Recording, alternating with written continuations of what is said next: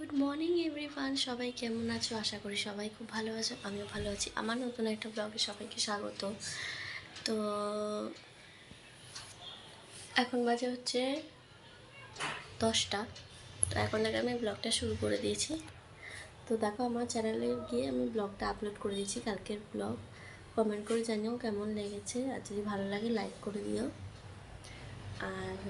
আর কালকে তো যেতে পারিনি বাপের বাড়িতে, তো আজকে যাব।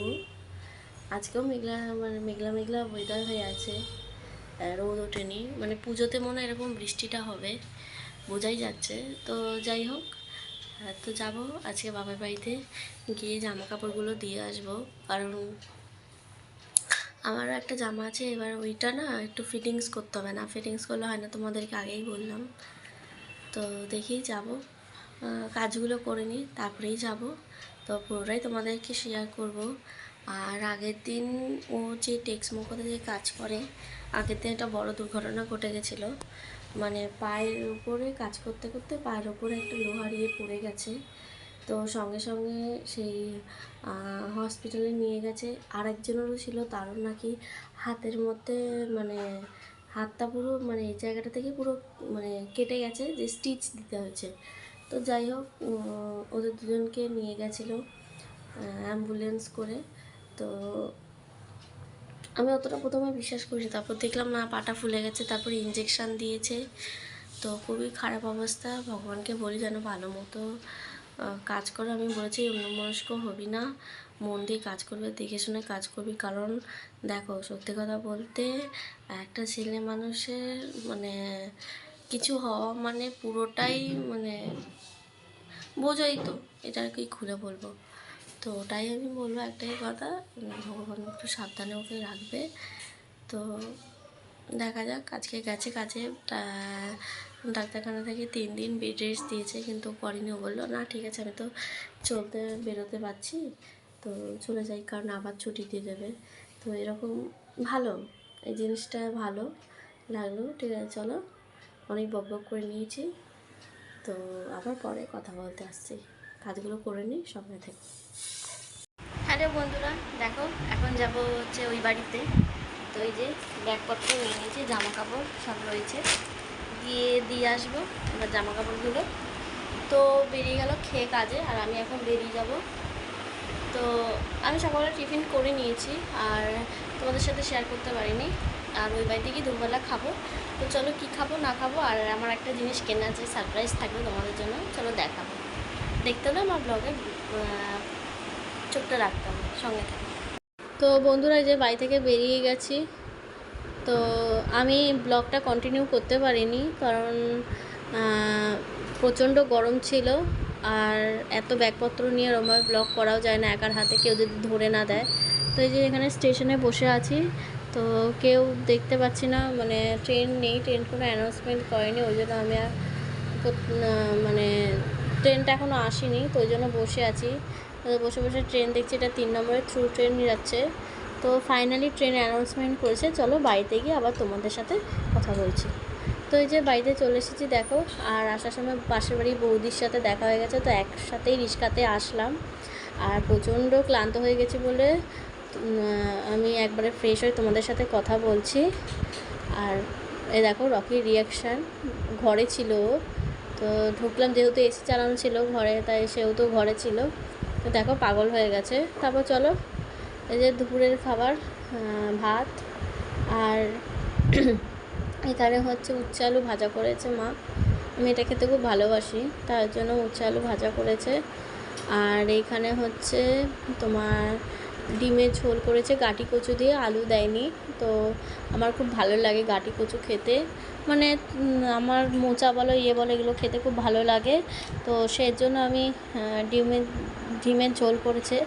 তো এই যে মা এখন ভাত বাড়ছে, তার জন্য আমি তোমাদের ওখানে মামাকে বলছে যে বাবাকে একটা ফোন, এই বাবাকে বলছি, হ্যাঁ বাবাকে একটা ফোন করতো, তাই আমি বললাম ঠিক আছে আমি করছি, তারা ব্লগটা শেষ করে নিই। আর এখানে একটা আমাদের বাড়ির সামনে একটা কালো কুকুরের মানে বাচ্চা হবে, তো মা তাই বলছে যে কুকুরটা আছে। আমি বলছি না, কুকুরটা নিয়ে ওইদিকে গেছে। তো ঠিক আছে, চলো আর ব্লগটা এখন কন্টিনিউ করছি না, বেরোনোর সময় কথা বলছি। তো বন্ধুরা দেখো, রেডি হয়ে গেছি, মাও রেডি হয়ে গেছে। আর এই দেখো এই যে দই দিয়ে দিয়েছে মা। আর এখন যাব একটু মাসির বাড়িতে, জামা কাপড় দিতে যাবো আর আলতা সেতু দিতে যাবো। আর যে মাসি পায়রাডাঙ্গা থাকে ওই মাসির জন্য কেনা হয়েছে, কিন্তু ওই মাসি যেহেতু অনেকটা দূরে থাকে সেহেতু এখন দিতে পারছি না। ওই দেব ইয়েতে।